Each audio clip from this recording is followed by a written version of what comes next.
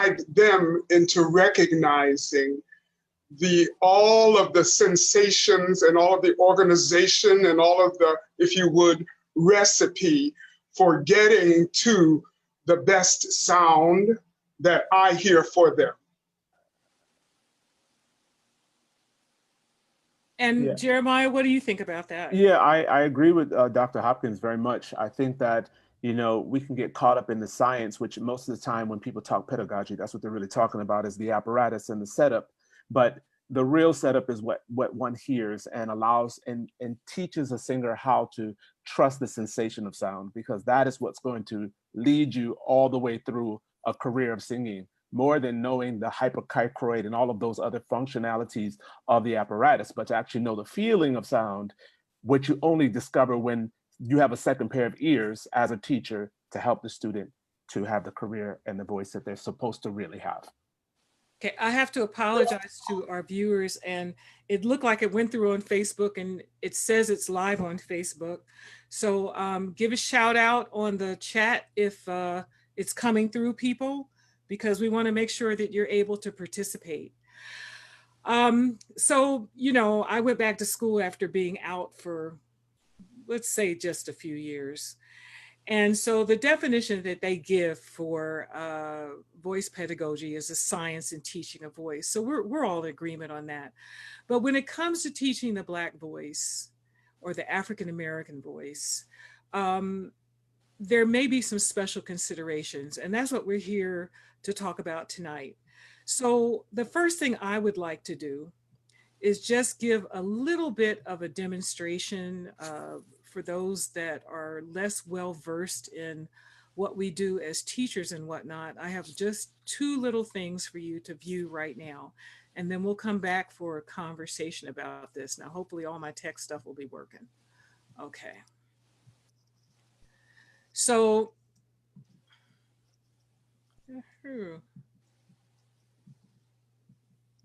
I'm missing a page. Oh, there's that Shakespearean, oh, what things we weave when we first practice to deceive. I had it all set up and now it's gone, so never mind. I'll get to it later. Okay, so here's the first question. All right. And I want to ask you for some insights on your teaching philosophy as you go through this. How do you define classical music, and what do you call other types of music? This is going to inform the rest of our conversation, I think. Anybody? Floor is open.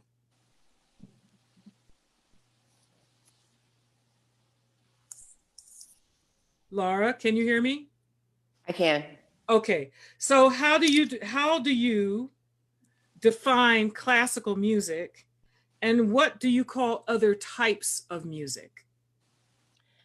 Well, I think I define classical music as, standard repertoire that we see in all of our anthologies, that we learn in the course of studying singing at all levels. And it usually involves languages, study of music from other countries, European, heavily influenced by European culture. And other music is the rest of the world.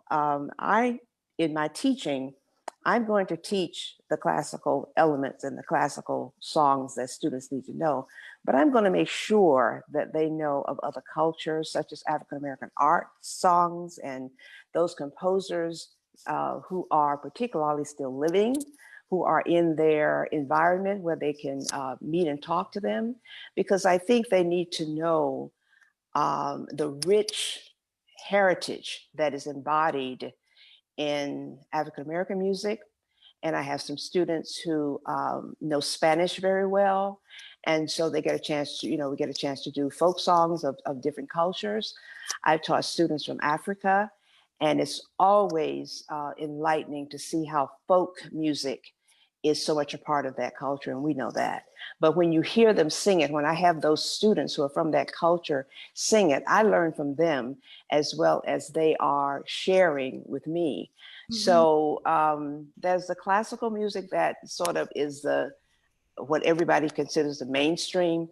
But from that, we have to branch out or else we leave a whole world of offering that I think just cannot be ignored. Dr. Hopkins, you have something to add to that? Well, I was going to say that most of us probably look at classical music as being the music that is derived out of the formal Western European tradition. And other music, and I use that term very loosely when I say other music, is music that has found its way into the lexicon by way of folk idioms. Like the music that comes from spirituals, gospel, rock, rap, all of those folk idioms would be all of those things which are derived from folk idioms. But I say that sort of with tongue in cheek because we have to look at what Brahms was able to do with folk songs, and we have to look at what Dvorak was able to do with what he learned from Harry T. Burleigh. So I do use those terms very, very loosely. And our folk music tends to be primarily spirituals, is it not? As African Americans? Well, I think all. No, I'm sorry. Go ahead, Dr. Hopkins. Continue. the lovely lady. Well, you know, I like to categorize African American folk-based music styles to include gospel, R&B, jazz, blues, spirituals, work songs, hip hop. I think folk music is music of the people that they represent, and it's a reflection of the specific culture that is particularly with a different context from a formal structure, from a Western European formal structure. So whenever I'm thinking of folk music in general, it's music by the people for the people of a particular community that then expands as other cultures become aware. But at the root, that's what I think about folk-based music styles, as Laura was saying, folk idioms, folk-based music styles, versus music that are for the stage, versus music that is for different aspects, socioeconomic aspects. I like to separate music from that standpoint, mainly because the way that we teach it and the expectations differ as a result. Who was it that called spirituals, called blues secular spirituals, or vice versa? Does anyone remember that? Was his name Cone? He was at the theological James Cone, the black. I didn't know that he called it, but that might be who you're talking about. Name. Yeah, and so that's really not a proper analogy, I would say, because the secular counterpart to spirituals are the work songs. Right. Now, we do have gospel blues, which when you look at the musical content, you'll see absolutely the same music. The only thing that makes it different is the lyric. Yes. I always refer to the fact that when I was growing up, on Saturday night, you would hear on the radio, I had a talk with my man last night. And then on Sunday morning, you would hear, I had a talk with God last night. Same music. And then even more recent years, Jesus is the best thing that ever happened to me, which grew out of you're the best thing that ever happened to me. So there have always been secular, and there's always been this secular and sacred tension. But I don't think to call spirituals the gospel blues is really putting the timelines in the right order. Mm-hmm. Okay, I like that perspective. Now, for those that are in the pedagogy field, we now call classical music one thing. That's from the Western music canon, and everything else is called CCM, contemporary commercial music. I don't totally agree with that, but that's kind of how it's falling down on either side of the line. Well, I think that's simply a term that they're using because before in pedagogy, it was like classical and non-classical. Yeah. And so the people Jeanette Lavetrie, and I think Edry Weekly. I can't think of her last name. I'm Means, yeah. sorry. Means. You know, when they came up with that title, it was more for the sake of saying, stop saying non-classical, more so than to say, this is going to be the definitive top term that's going to be for everything.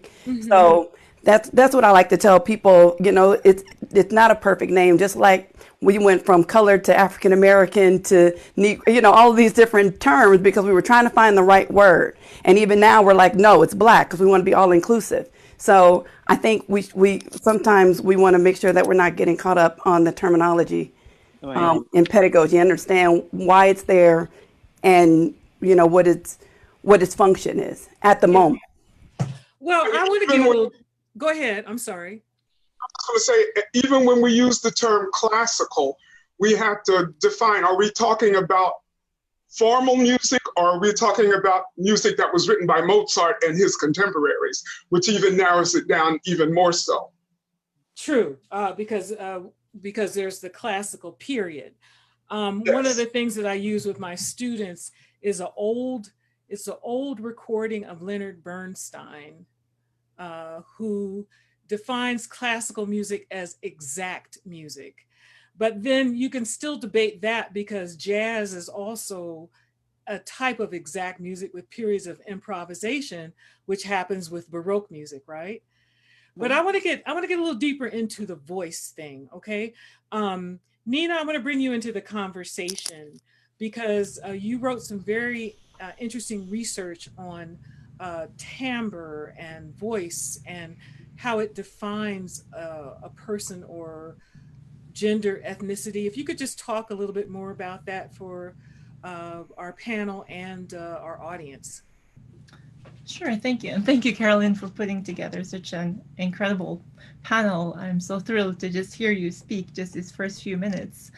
I also wanted to pick up on something that Laura said earlier in terms of pedagogy, that it's the body, right? You were really emphasizing that's such an important part of pedagogy. I often say that singing is what happens before the sound. So maybe all of you have had the experience of feeling, really sensing the singer in the room with you.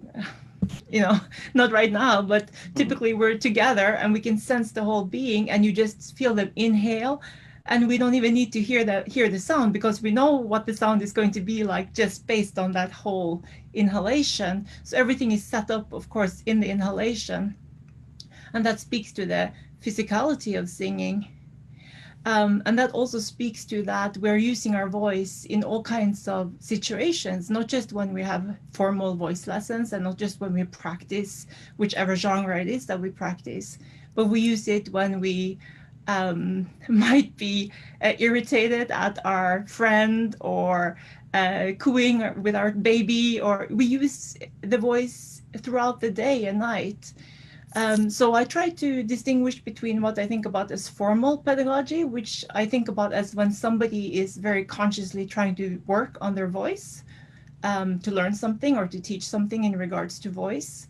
And then informal pedagogy, all these other times when we get cues about whether we should be using inside voice or outside voice, and whether we are impolite or polite, or all these ways that we are being really vocally controlled and vocally afforded throughout the lifetime. And that, of course, goes to things like what people expect of us in terms of gender, in terms of class, in terms of power. If I'm the student, I'm supposed to speak in a certain way. If I'm the MC, I'm supposed to speak in a certain way. So all these cues we're feeling and we are learning in explicit and inexplicit ways, and it really shapes our vocal apparatus. It shapes the materiality of the voice, because we know, all of us, that what we do with the voice daily is outside of the formal voice learning settings as well, and voice practice settings as well, is what the voice is going to be comfortable doing. So I have been, I guess, it's trying to push back on this idea of the voice being a singular expression of the self. You know, while I I really can hear in my son's voice whether he's sad or happy, I also have to think about how I've taught him to express certain things and not express certain things, that he's really part of a vocal community. So I've come up with kind of 3 ways of thinking about voice. And the first is that voice is not singular, it is collective. If I use my voice in a way that nobody will recognize, if everybody around me think that the way I use my voice is obnoxious, I'm not going to succeed with that kind of vocal performance, whether it's just going to the store. And I have to, if I want to be part of that community, I have to change my ways. And the second, I think, is that voice is not innate, it's cultural. We have talked about, all of you have talked about that, all these different genres, how they are placed within certain pockets of culture, and then they maybe cross over, they grow, they develop. And then the third is that I think the voice of source is not just the singer, it's the listener, because I can sound in whichever way I sound, but you may actually hear me in a different way. So you may hear that I have an accent, it may not be clear to you where that accent comes from, but you may think that it's a Korean accent, and it's not. So, but that doesn't really matter so much, because if you really hear my voice as a Korean accent, that's what it's going to be for you. This is an interesting thing for me, Nina, if I can cut in. Yeah, please, I'm done now. It's because I was reading, I was like, I've really got to up my game. So I was reviewing your paper today about these issues and how important the listener. You had interviewed voice teachers, and some of their responses, how would I say this, actually reflected some of their own preconceived ideas about what a Black voice is. Yes. Yeah. And so I'm going to put it to you and then open the question to the rest of the panel. Is there a Black voice? Is there a Black voice? Well, if you put it to me, I would say, I would open the question even further and say, is there a racialized voice? So is there a Korean voice? Is there a Norwegian voice? Is there a Latino, or there's so many distinctions within that as well, voice? Is there a Black voice? And I would say no, in terms of the physicality, because again of this materiality that Laura was highlighting, that we can, and that's what vocal pedagogy is about, is being able to do all kinds of things with our voices. And that's what the informal pedagogy is about as well, that we grow up in the speech community, in the vocal community, and we do the things that community do. And that's how we come to voice, basically. So I don't think there is one physically, there is no phenotype, racial phenotype voice, but I think there is a Black cultural voice, or a Latino or Colombian or Mexican and all these regions then within the country voice. So there are kind of 2 parts to that question. So that would be my response, and I'm really curious to hear what everybody else thinks about that. Shall we do a round robin? Gregory, go ahead. If you grow up in a culture, I think that's one term that maybe Nina didn't say, but I think culturalization is part of the equation. Because if you grow up in a culture where singing is part of what you do, then maybe you can become a singer. If you grow up in a culture where that is not part of what you do, maybe a little bit further down the line, you discover that you love to sing. But for me, I grew up in an environment where singing was a ticket to notoriety, and it was where somebody could get me could help to affirm my worth. And so it actually helped me to want to develop and nurture that. But I always say about somebody like McGill, I'm going to stop talking about singing for a moment, because we have a guy named McGill who is the first African-American principal clarinetist in the New York Philharmonic. And I'm going to make this parallelization. If you don't know what a clarinet is, then how can you ever aspire to be a great clarinetist? So we come culturally to our singing through different doors, and those cultural doors help to open up windows for us to the artist that is within us. But Gregory, I'm thinking of something a little more specific. Some people will say, oh, I hear this person and I know that's a Black person. Yeah, can I jump in? Yes. Go ahead, Dr. Hopkins. I'm sorry, I didn't mean to cut you off. Your turn. I think that there definitely is a Black voice. I think that our voices have a certain color and a certain proclivity to sound a certain way, to do certain things.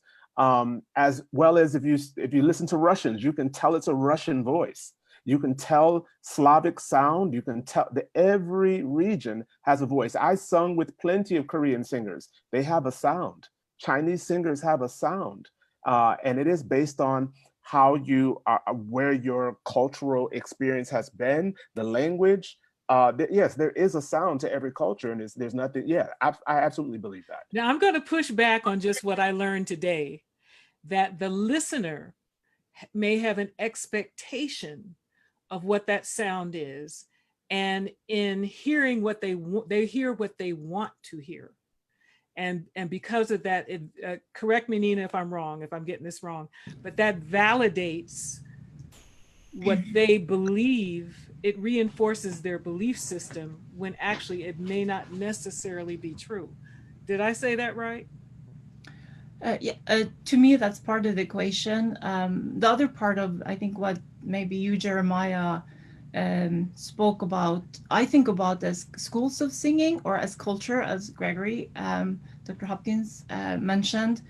So I think there are distinct sounds, but that's a split, I think, between where I said, to me, and based on the work I've done with otolaryngologists, etc., I have found no evidence that you can look at somebody's vocal cord and say, oh, that's a Japanese set of vocal folds, or this is a Korean set of vocal folds, or this is a Black set of vocal folds.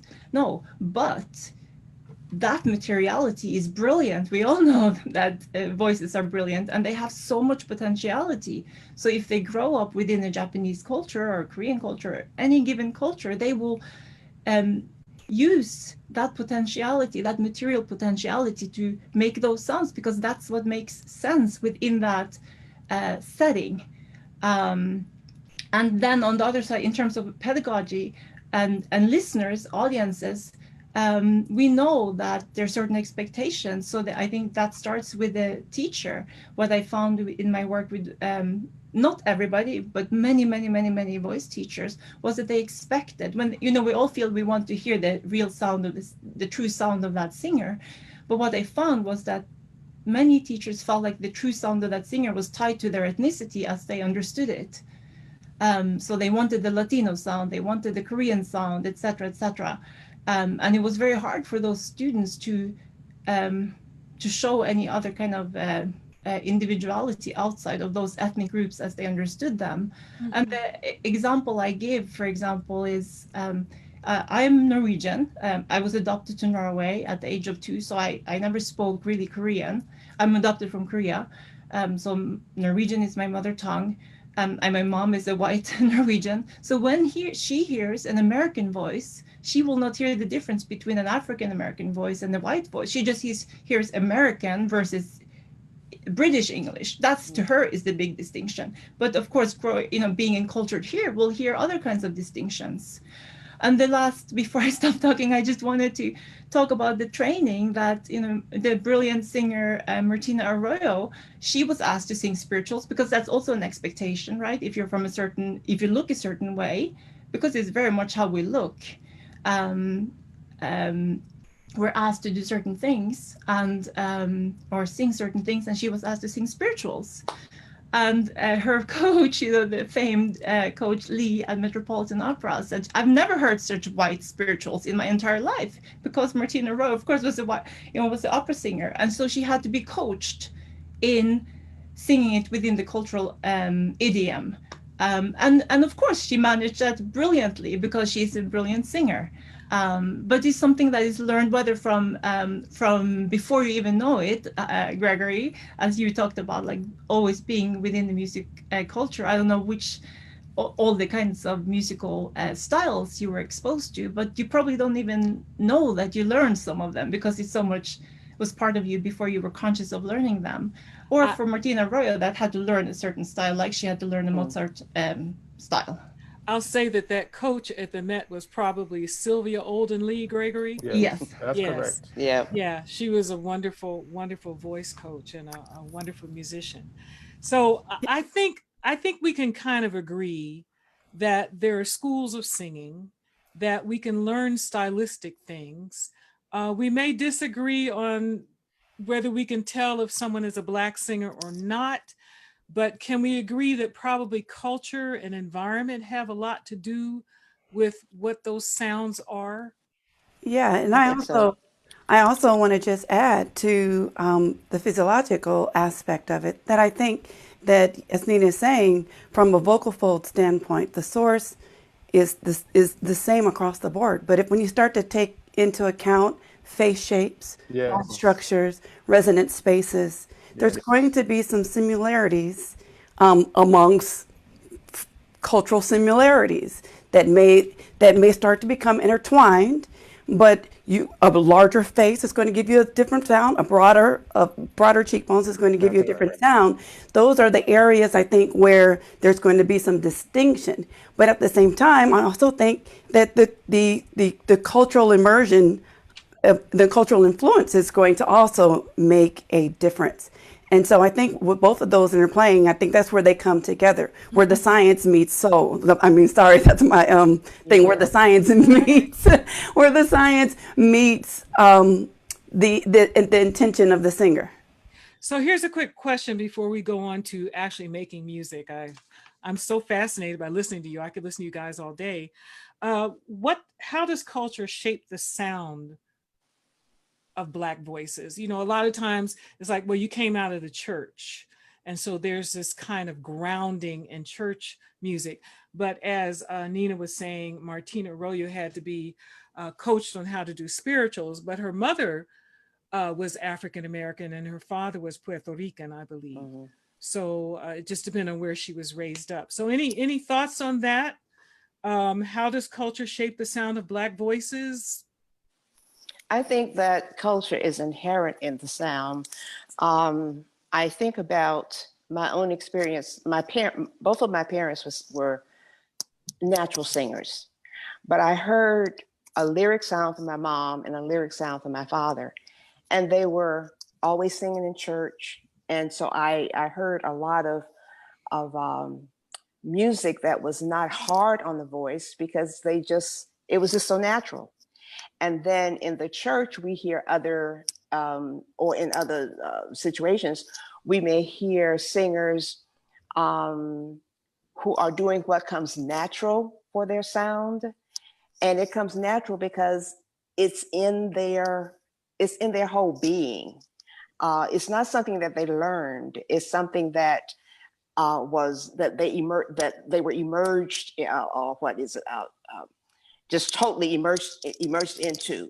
Mm-hmm. And so therefore it was just an everyday experience. It wasn't an assumption, but if you listen to that, it becomes a part of what you do, what you are, and sometimes how you sound. Not that you want to imitate it in your own voice, because when we start to study, one of the things I deal with the students that I have at Spelman, they're all women voices. But I want them to find their voice and not try to imitate a singer that they love so much. You know, I want to sound like XYZ, but that may not be your vocal anatomy. That may not be your vocal prescription. So I want you to have the resonance and the richness and the vibrancy of your voice. And you're African-American woman, but I'm not going to put any tags on your voice, because we've got to find out what your voice really sounds like. And from that, we discover all the colors that are embodied in your sound that you will use to express yourself. And I think that's a happy singer. That's a healthy singer. And that's a person who knows what their voice is supposed to do. Now, I'm just going to mention a personal thing. My dad was a singer. His mother was a singer. And I think some of this is genetic. But I remember I started at 16 years of age with a teacher at the conservatory in Cincinnati. And she said at that time, when I was 16, your voice is not going to mature until you're like 30, in your 30s, which I found a long, long way away. And like, how did she know? So here's a question. Do Black voices mature late? Is that a physical thing, or is it a training thing? Now, I think we're talking specifically about classical people at the moment, but we'll get back to the R&B and whatnot. Anybody? I don't think they, well, I don't think, what do you mean late? 30 and over, or? Well, I know Just give me an age. Miss Bumbry made her debut at what, 26 in Mhm. Vienna, Mhm. was it? That's quite unusual, I would think, for singers. I think that's rather young. Yeah. Is it not? Yeah. And Yeah. so, you know, is it the maturity of the voice? Does it take time for it to develop, or is it because the training is not there? Any thoughts on that? Well, I think Go ahead. Go ahead. I really think that it does take time, but I don't want to put an age to it, because in that learning process, some things can appear to be very easy early on. Mm-hmm. And then later on, as the voice and the whole body, you know, develops, etc., you find what you're doing is really kind of advanced. I mean, there were some things that I could do when I was 16 because I just was playing. I just liked singing. I was playing with the voice. But then later on, I found out, oh, this is what I'm doing in terms of pedagogy, in terms of training, because my teacher told me what I was doing. Now, it wasn't frightening, but he just said, you do this very naturally, but there will be a time when natural has to link up with you knowing, you know, how to continue to do this. And it's just not a fluke. So I think it depends on the singer. It depends on the voice. And time is something that I don't want a student to feel like they've got to be, you know, doing singing a full out concert, or auditioning too soon, or singing repertoire that's too advanced for them because they think they have to do it by the time they're a certain age, or else they won't have an opportunity to do that competition again. There are other competitions that they can do. So I don't want a singer to feel that they have to learn literature, because that can serve to create some damage along the way when you have overextended yourself instead of going at your own pace, if that makes sense. Oh yeah, I believe in the Hippocratic Oath, do no harm, because when I first came to New York, the teacher thought I was a soprano. I am a mezzo at the time I had an extension, but I was definitely a mezzo, but this particular teacher thought I was a soprano, and after 6 months I couldn't sing. It was very, very traumatic. The other question I wanted to ask, well, we're going to run out of time. Making music. Now, this is the nuts and bolts of pedagogy. I think it goes across the board, regardless of whether you're Black or white, but there may be some special considerations because of the needs, financial needs, etc. So I'm going to talk about where are some of the places we make music as a community, what kind of music, how does vocal training come into play, and how has music changed, especially in the CCM field, in the past 10 to 20 years? Anybody want to jump in on that? I can say, you know, for those who work in contemporary music mostly, I think that unfortunately, a lot of singers are not training. They're going to people who are vocal coaches, but they actually don't need a coach. They need a teacher, and they don't know the difference. So the word vocal coach has become quite the trigger word in the business now, where everyone says, oh, you need a vocal coach. I haven't gone to my vocal coach. But that vocal coach probably needs a voice teacher themselves. And so, no, it's the truth. That's and so true. we're running into a real crisis because popular singers in the past sang beautifully. They, you know, if you listen to Aretha, if you listen to Sarah Vaughan, if you listen to Rochelle Farrell, if you listen to Anita Baker, Shaka Khan, the list goes on. Peebo Bryson, Luther Vandross, these people sang well, but they sang well because they came from a tradition of people singing well. And now we've gotten to technology. And so technology has given people a lot of shortcuts. And now we get into, there's a style actually of singing where you're only singing 5 notes. And that's all the whole song has is 5 notes. It's actually a form of singing now. So everything you hear on the radio, probably in the last 3 years, especially, is about 5 notes, and that's it. There's no melody, there's no bridges, there's none of that stuff that made a singer really sing. And so there's a crisis happening because people are not studying. They don't know anything about the voice. There are all these like, you know, words that they've grabbed like diaphragm. They don't even know what the diaphragm is. They're muscling their throats. Everything is, you know, they're just, the contemporary world is in trouble. That makes for short careers, doesn't it? Oh, very short. I mean, Yes. look at Adele. You know, I've gotten calls about Adele. Adele has had 2 vocal surgeries. She just turned 30 years old. And that just tells you how much information is not being disseminated because you don't have many people who are teaching real technique. It's all about the tricks. It's all about the person who can do all the riffs and the runs, but they don't know what they're doing. And so they're now going on and disseminating that information. You know, I just left Berklee College of Music, and this is not to talk bad about a place, but I recognize that you had a whole faculty of people, probably like, I don't know, 50 teachers on the faculty, but only 5 had vocal technique. And how could you tell? Because when you go to the juries and you have people singing, you can tell what's being taught to the student. And it was a lot of bad singing happening. And it's unfortunate because, again, there's just a lack of information that's being passed down. And now you have bad singers teaching bad singing. Yeah, I want to jump in on that. Sing scales, sing in tune. Yeah, how about that? Well, you know, that has definitely been like my issue that I've been really trying to make sure that teachers understand, especially in academia. I think when we start to, I think popular singers or folk-based singers don't go to get formalized training because the teachers that teach them within the system are not giving them the tools that they need in the field that they work in. And when they do try to go to these teachers, they're being misinformed. They're being codified into this preconceived assessment of what a good singer is, where a folk-based singer is one that's going to need to be able to accentuate their own personality, because we all cry the same. We all cry differently. We don't sound the same.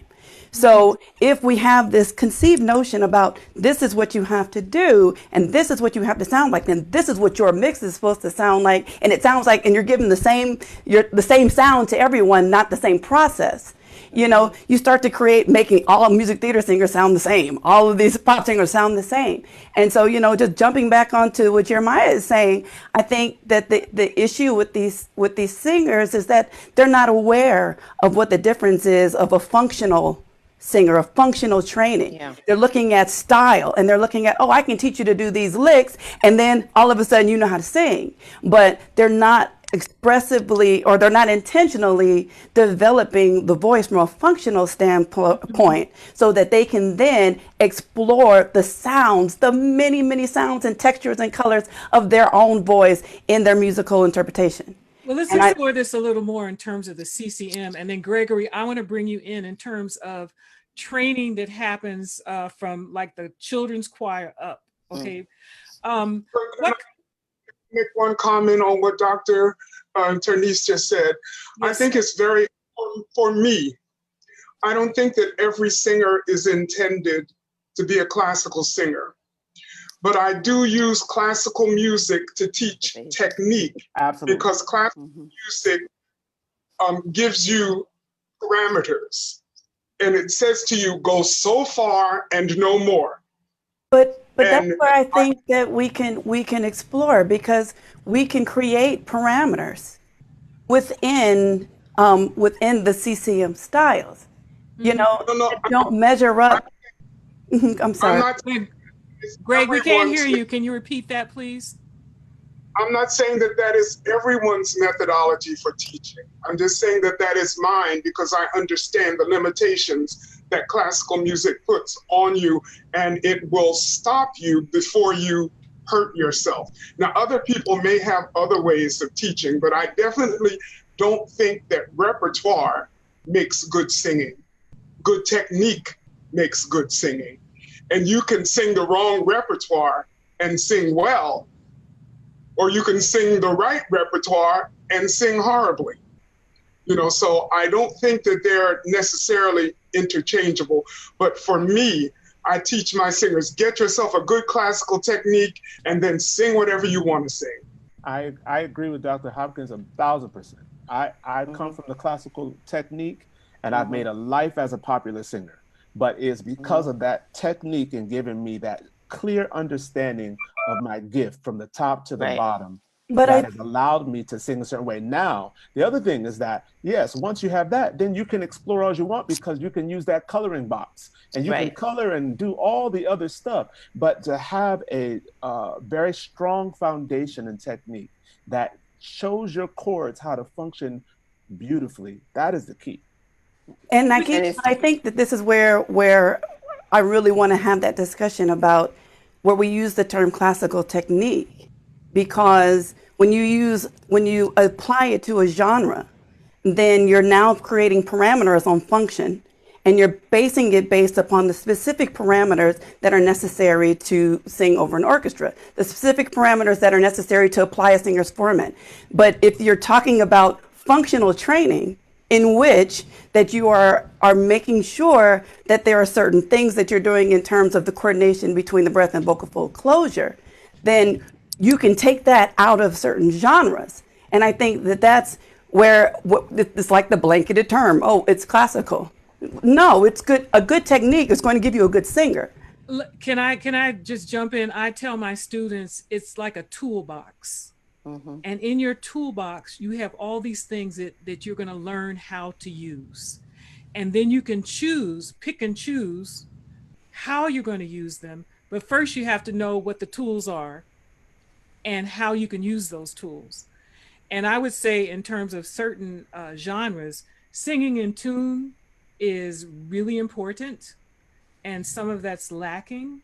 And being able to just sing scales. Because if you can do that, and then you can bend the note, and then you can put in the blue notes, and then you can make it raspy, or you can do what do they call that, squall. You can learn how to do all of those things as part of your toolbox. The foundation, I think, Jeremiah, that you're talking about is like a dancer going to the bar, you know, Absolutely. plie, first position, second position, point your toes. You learn how the body works. And this is what we do, Trineice, right? In pedagogy. I mean, I had to sit and go through anatomy, and I'm not going to even tell you some of the other things we had to do. So that's where we talk about function. So I had a better understanding that I wish I had when I first came to New York so many years ago, and the person said, "You're a soprano." Right. I remember going home and my mother saying, "You know, it doesn't sound right." Mom knew. And but I was like, well, no, this is a famous teacher, and I'm spending so much money, and I got these grants to come to New York, da da da da da da da. And at the certain point, the person turned around and looked at me at a lesson and said, "You know, there's nothing else I can do for you. I think you should study with someone else." Wow.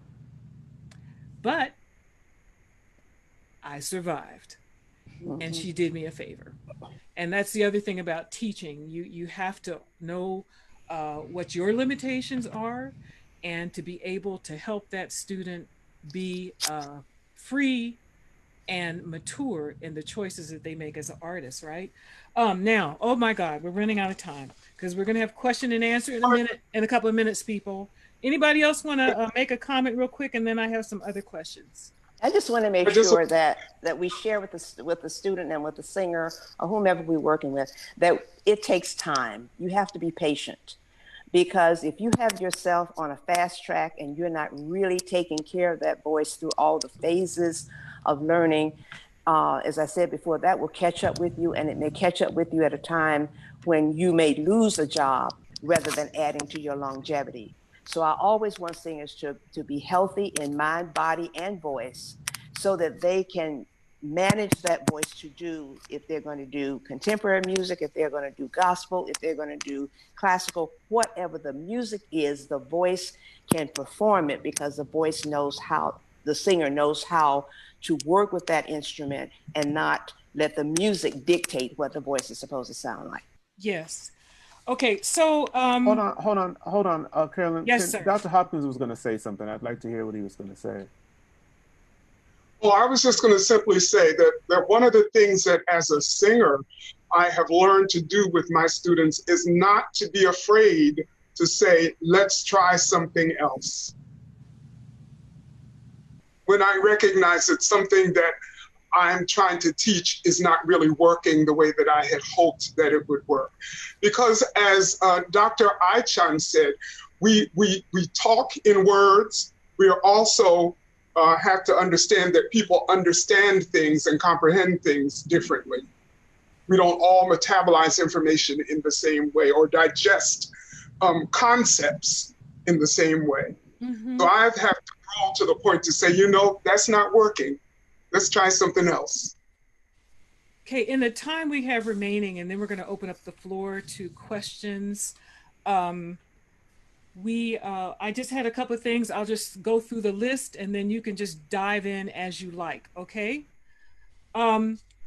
Making music, what are some of the places we make music today? The marketplace has changed so much. We consume music online, live music, where are we doing it?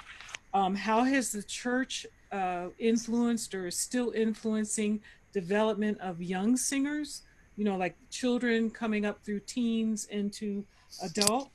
And then education, some of these answers may be obvious.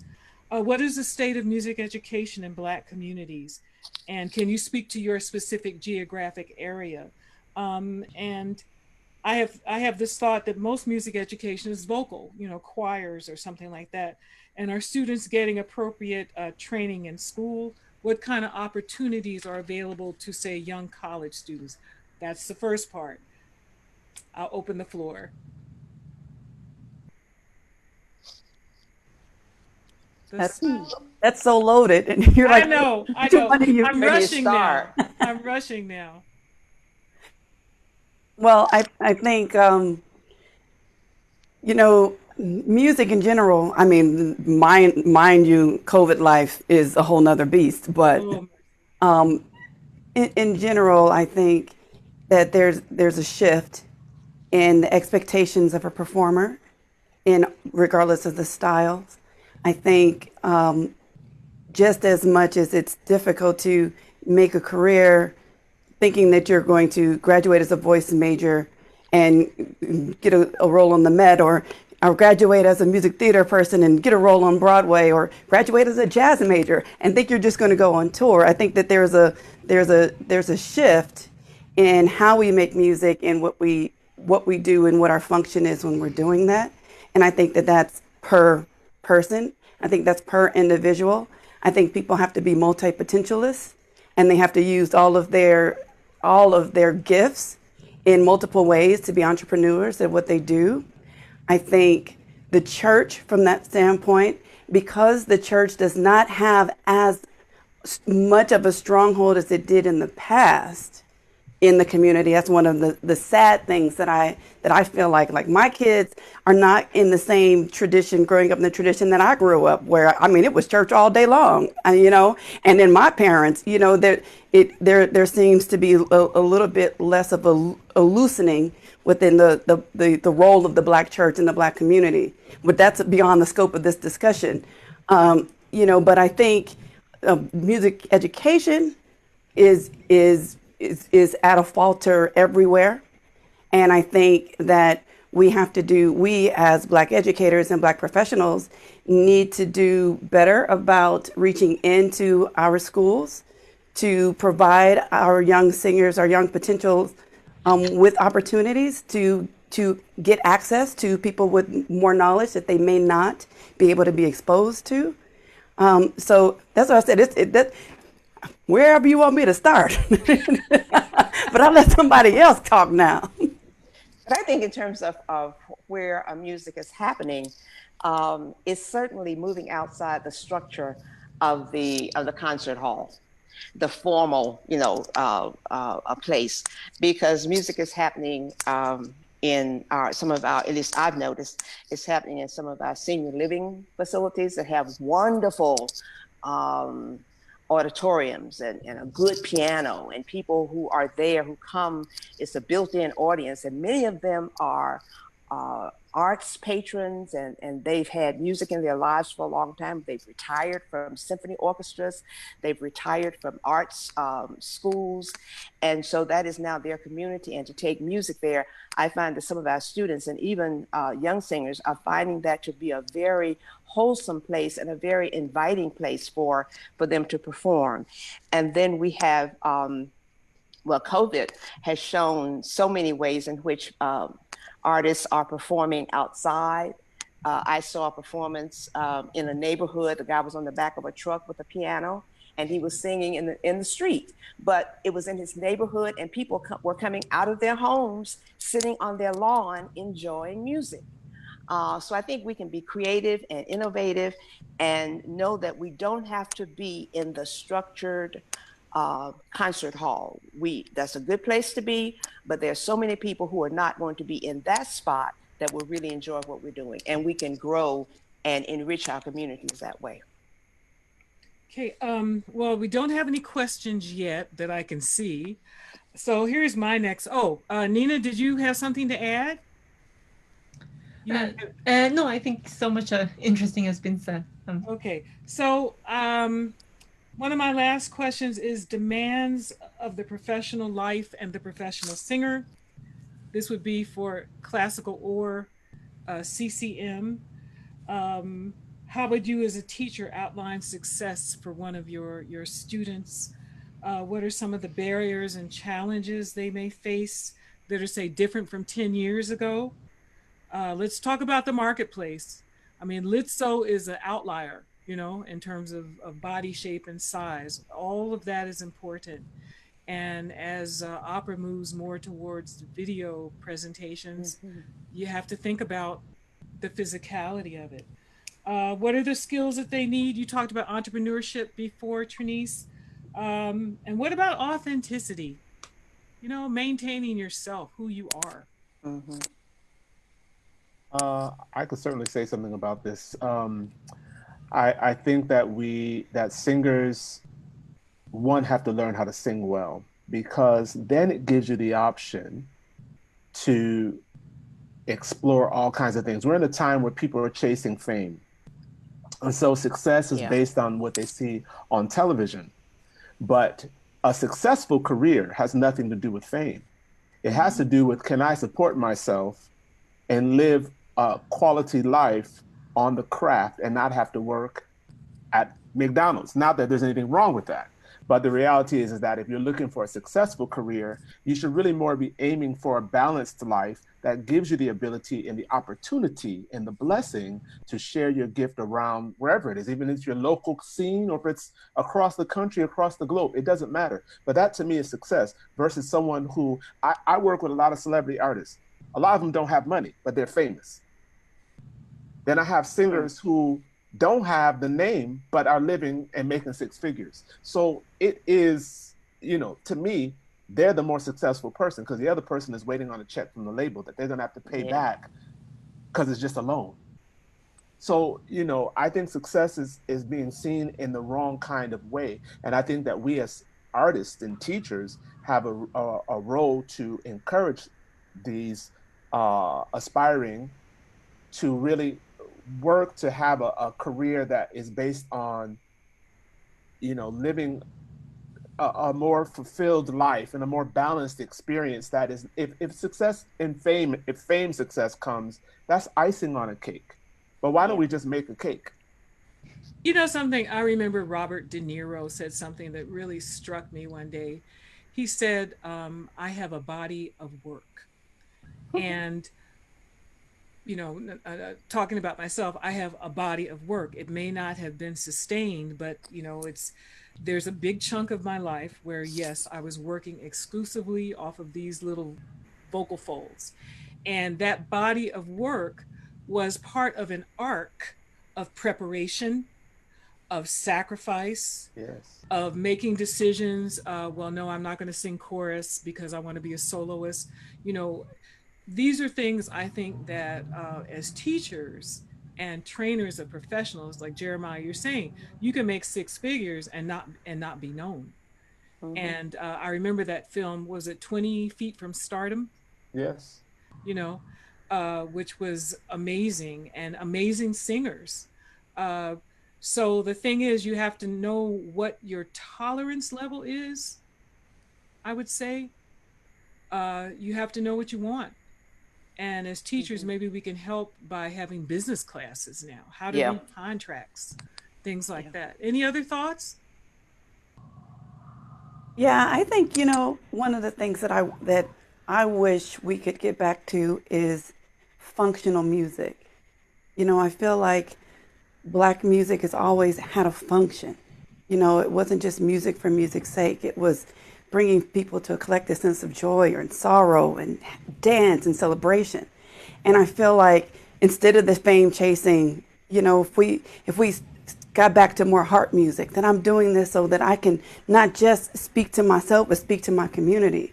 I think that we could move into a different place, and people won't feel as inclined to try to match the next thing, because it's more about your story, sharing your story, than it is about getting the next hit so that I can sound just like the other person because they said that that's what I'm supposed to sound like. Right. Yeah, let's unpack that functional music a little bit more for those that don't understand.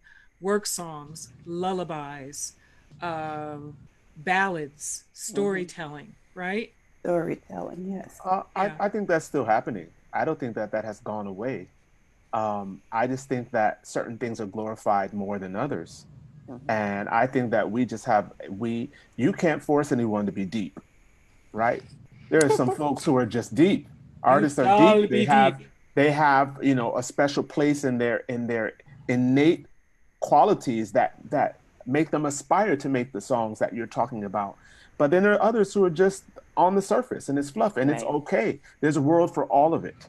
But what I, as an educator and as a singer, want to make sure is that we are inspiring and encouraging artists and singers to know their craft well. Because I always tell artists who are in record deals, especially because that's kind of a world I'm in a lot, is I go to these meetings and I say in front of the label that this 2 minutes is only 2 minutes.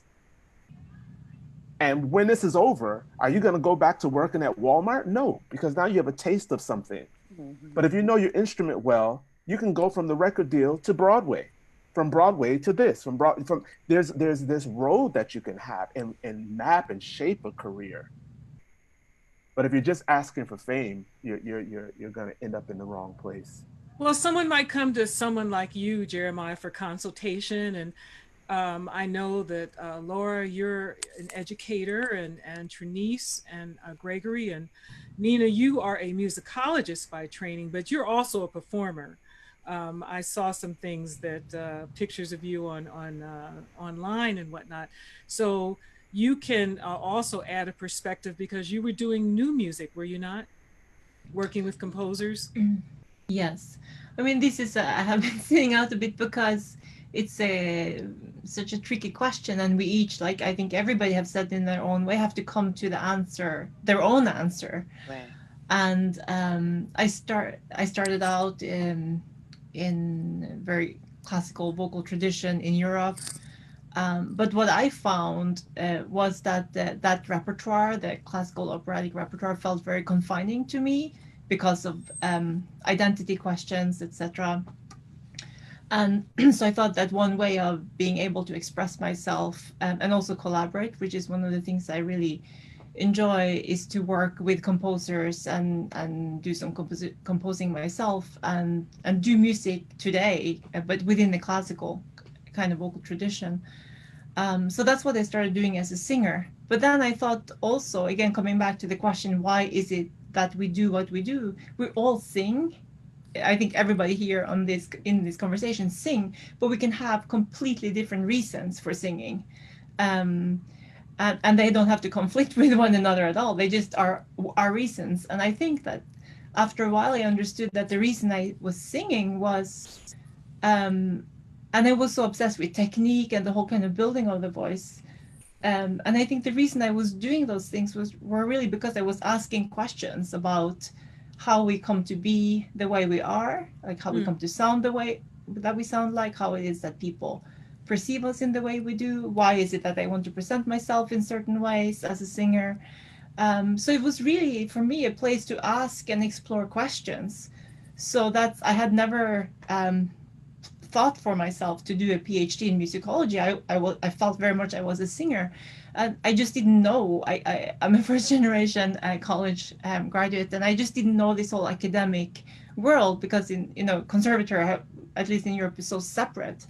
So it was by accident that I found out that you could even kind of do a PhD in musicology. But once I understood that I was really asking questions, that was a very natural extension to me, and it just feels like one and the same thing. So I kind of go back and forth between the writing and the exploration through the voice itself.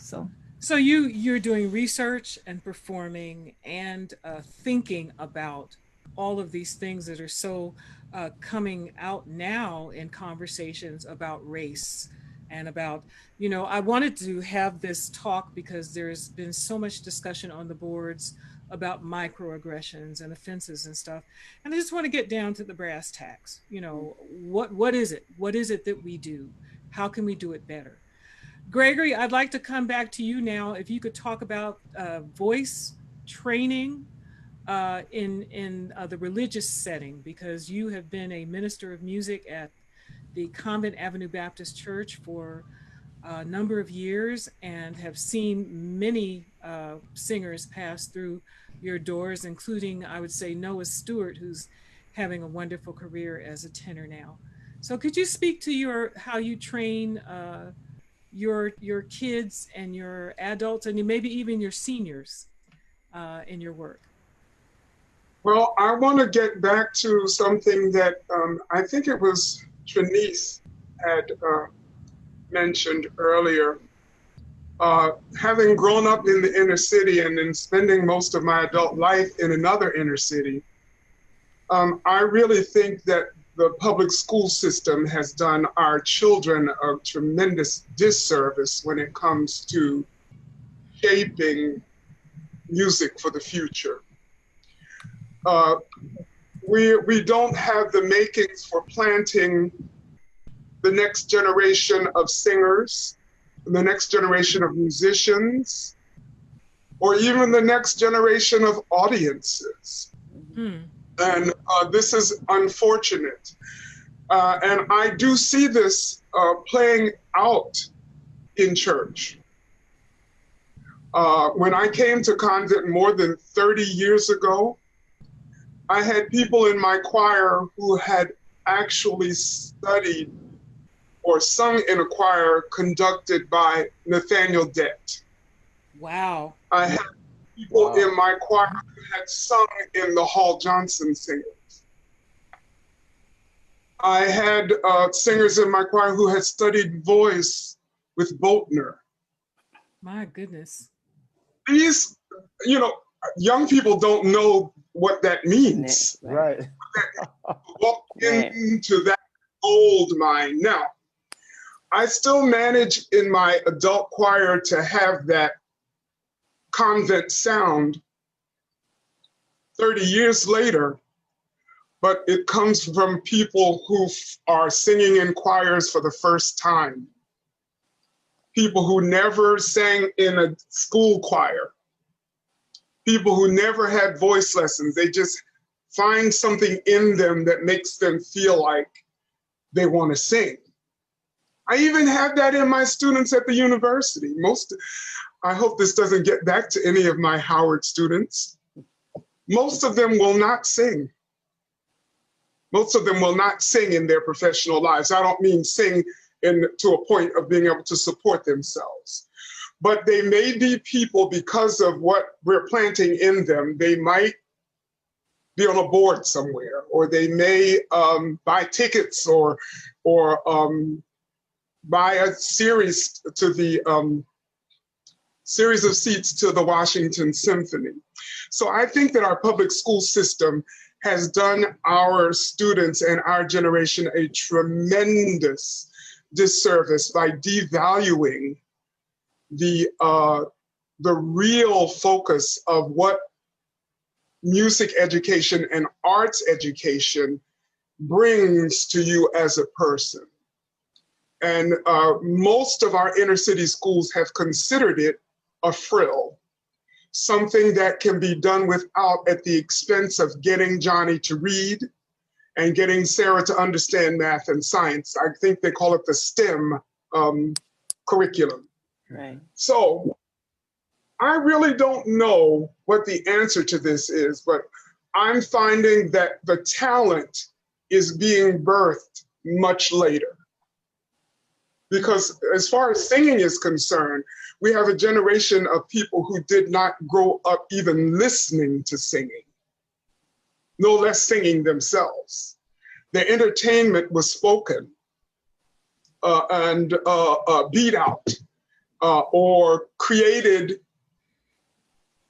on a computer. Their music was created for them on a computer. So we have to do some catching up in order to try to bring this next generation into any realistic level of appreciation or striving for musical excellence. So I just wanted to kind of get that point out. And I know that was not your question. So please rephrase it for me. Well, what I want to say about you and the Harlem Opera Theater is that you have an education program where you go into schools. And I think it's really important that kids have permission. It gives them permission that if they see someone who is like them doing this music, whether it's jazz or classical or R&B, gospel, we know because they have it on television, you know, gospel fests and whatnot. But to show them what all the possibilities are, you give them permission to try. And it gives them, say, a point of entree. Organizations like yours that do these kinds of programs are so important. And I think all of us being educators at some point have worked with young children, but I also find many of our college students, they come void as well. And so you have to open that mind to the possibility and give them permission to listen and permission to experiment with the sounds. I remember I played Sarah Vaughan Blackbird, the Beatles song, and it starts off with a saw to a young guitarist. And I said, "Oh, listen to this." And he was like, it was one of those aha moments. Mm-hmm. And we can give those to them if we're able. Not everyone wants it, you know. Jeremiah, you look like you're going to say something. Yeah, I have something to say. I mean, I just piggybacking off of Dr. Hopkins, I think we have that element of public schools definitely failing students, failing, you know, the upcoming generations. But then we also have the system of television. And we have, you know, I call the microwave society, where, you know, you're going to pop it in and in 30 seconds, you're going to get something great out, which causes this great delusion in the world right now. So, you know, you have The Voice and American Idol, who have now probably, you know, they have created this system of people thinking that there's a quick way to having a voice being great, a quick way to all of these things. And it causes a tremendous amount of delusion. I have people come and see me for voice lessons, and oh, I want to sound like Beyonce. I'm like, baby, no, you can't even sing in tune. You know, let's work on that. Let's get that together. Let's form your voice and find your voice, because that's really Absolutely. important. But because of what's happening in the world, right? It's just like, you look at what happened to Deborah Voigt, this incredible voice, right? But because of television, she went and got gastric bypass and expected she was going to be able to sing Wagner. No, it's not going to happen, because a voice can't catch up with what you just did, right? But that's because you're trying to keep up with what image is being created in the Well, world. I'm here to testify as someone who's done every diet on the planet. I've put all that aside now, so I'm rather chubby. But yeah, it's I think it's more of a problem for women in terms of that. No, it's for men and women. Men and Yeah. women. It is the standard now. Everyone is dealing with it. Yeah, it's not just about thin. It's an image. It's a look. Yeah. I had a girl come into my. They brought a girl to me from I think Sony Records one day. Looked picture perfect, gorgeous. Could not sing. She had $1 million record contract. This is the standard now. Looks. Greg, I didn't hear what you said. Well, I was just going to say, for those that don't know, and Carolyn knows, that I was a 350-pound tenor in the highest part of my singing career. And all of my managers said, you will not go any further until you get the weight off. Yeah. It's a real shame. And it's a torment of sorts. Like I said, I've done every diet possible. I've got the pictures to prove it. But that's the reality of the marketplace. And so I would say to a young singer starting out, get that under control now. While your skin is still flexible, while before you're known. And one of the things, people are complaining about not being able to work right now. This pandemic may go on for another year. This is the time to do it. Right. This is a time to work on your vocal technique. This is a time to work on your body. This is a time to work on your languages. This is a time to work on the repertoire. This is the time. And you may be worried about finances. God bless you. You're a performer. It's always going to be that way at some point. But carve out time to do your preparation, because this is a gift in a way. It's not a gift that we wanted. Everybody wants to be working. People are complaining about canceled contracts and what have you. But this is the rest that has been given to you. So now is the time to use this constructively. And if we can also give that message to young singers, medium singers, older singers, I think it would be very helpful in negotiating this COVID time. Well, we've got about 8 minutes left. And as far as I can see, I didn't negotiate Facebook that well. I apologize for our viewers on Facebook. But as far as I can see, there aren't any questions. So just some takeaways. Last comment, then I'm going to put up the contact information and just an announcement about what's coming up for me with this kind of series. Last comments for go round. Dr. Hopkins. I just want to remind you, don't forget Laura's bio. Yes, thank you. I have it on screen. Thank you. I've forgotten it. Okay. Mr. Abiah. Takeaways. I think, at the end of the day, we want to learn how to love, learn, and live our voices. And that's really the information I give to my students. I think that if we learn how to love the process, love on ourselves, learn our gift, we will live a fantastic life. Nina, Dr. Eidsheim. I said it right. Eidsheim. Eidsheim. Thank you. Well, thanks again for inviting me. It's such an illustrious panel, so I feel a bit below everybody. But I think, just in the light of what's been said, it might be that people who come to singing come to it for the wrong reason, or I shouldn't say that for the wrong reasons. What I'm trying to just talk about is that there's so much joy in singing, and so many have brought up this hunger for fame, which one can get in many different channels. You know, it doesn't have to be singing. It could be other ways to get fame too. So fame is like kind of a completely different thing. But if if we can find the joy in singing with our family, with our friends, along with the radio or TikTok or whatever it is, I think we're successful in as singers and as participants, as makers of music, and then we may want to explore our voice further, if we feel that joy. And I have to say, being around college students and kids, I do feel like I do feel a lot of hope, I have to say too, because there's so many ingenious events being put together by really, really young people, so much incredible music. So I do feel a lot of hope as well, but I guess I would just hope for the young generation that they don't feel the pressure to have to be known for what they do, just to do what they do because they enjoy it.